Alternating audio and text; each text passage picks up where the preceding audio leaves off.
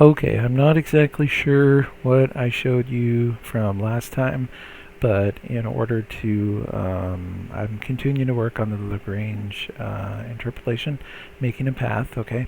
So basically to snap the points into line with their size, which is 0.1, okay, I take the coordinate that is generated, I call it new coordinate, okay, times the z component by 10, take the floor of that, and then divide by 10.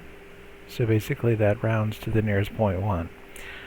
Then, coming down through here, I keep track of the last coordinate generated and the current coordinate being generated, and then what I do at that point is take the delta between the new coordinate that I just generated and the last one. Then I calculate 90 degrees from there and 270 degrees, which is exactly the opposite of the 90 degrees angle. And then I also do the fancy floor, and instead of multiplying by 0.1 in here, I just leave it at, because multiplying by 10 times 0.1 is 1, so it's normalized. And I figured out how to use that I should use rather this normalize function from GLM, which is awesome. So it normalizes this vector, and then it also makes sure that it is 0.1 in size. And then down here, and that's the same for the 270, okay. So then the way that the path is going, you'll get a 90 degree and a 270 degree angle for the path that you're following. And then we create 1, 2, 3, 4 blocks in either direction by multiplying, by adding the coordinates and then multiplying by the loop variable here, 1, 2, 3, 4. Excuse me. And then of course make sure we don't go over the block threshold all the way through everything.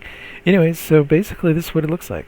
And sometimes it gets points that are just way off from each other. Let's see if we can see, and it gets a nice little path, and there's a little bit of flicker because I still am creating points on top of other points. But isn't this neat? This is a neat little path, and it's all procedurally generated, so I can choose random points, these larger blocks, and then I'll just create a path between those 2 points. And then we could have like a racetrack, or we could have excuse me, or we could have a path through a forest, or we could have, you know, whatever we want to do. And it gets a little choppy here because I think the algorithm breaks up with a greater distance between the points as we get closer to whatever this is up here. So, alright, thanks for watching. Stay tuned for more because we're just getting started with this fun stuff. Again, this is all thanks to Martin Steinbrücken and the Art of Code. And to learn OpenGL, because in order to do the 90 and 270 degree angles, I referenced the transformation section of Learn OpenGL, transforms, okay, and then what it does is this is the rotation with a matrix of a vector and a matrix, okay, so the vector is the path and the matrix is the rotation matrix. Excuse me, so you just translate your angle into radians because the C++ functions take radians. So you just take your degrees, multiply times pi, and divide by 180. Pi is equal to around 3.14159, blah, blah, blah. Okay. And what I used was this rotation right here, and that looks horrible. And all I wanted was the x and the z, because it's a rotation around the y-axis. So basically my input is x and z, and my output is this for x, cosine of theta plus sine of theta times cosine of theta times x, sine of theta times z, and then from my output for z is minus sine of theta times x plus cosine of theta times z.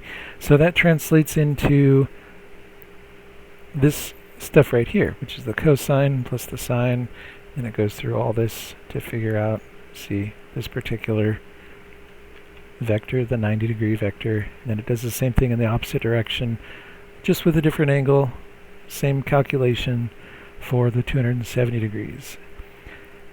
And then we traverse the 4 blocks in either direction. We're calculating the 90 degrees there and the 270 degrees there. Random colors wherever we can set a specific color.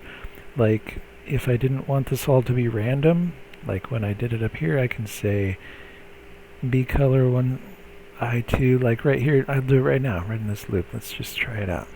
This is cool. Doing coding right here, GLA. I know I've had a little bit of wine, so I'm kind of... So let's just say same color, okay, equals, and then we'll choose a random color, okay, so as far as that goes, that's the same, okay, but the same color is only going to change with every little step down the path.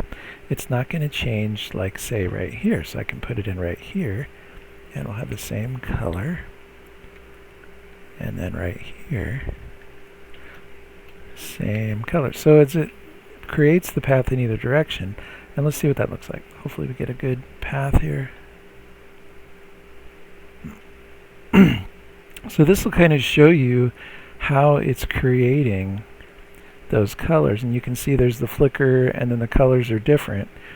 So the colors that go out from the center color are the colors of the 90 and the 270 degrees. So it might be a little bit off right here. Interesting. I'm going to have to look at this calculation because it looks like the calculation gets off a little bit because it should be going in both directions.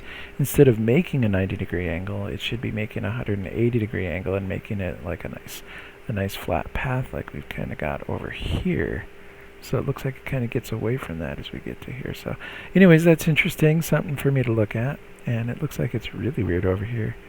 Huh. But it still looks kind of cool. This is one of those things where I think mistakes kind of look beautiful too. So anyways, thanks for watching. Stay tuned for more.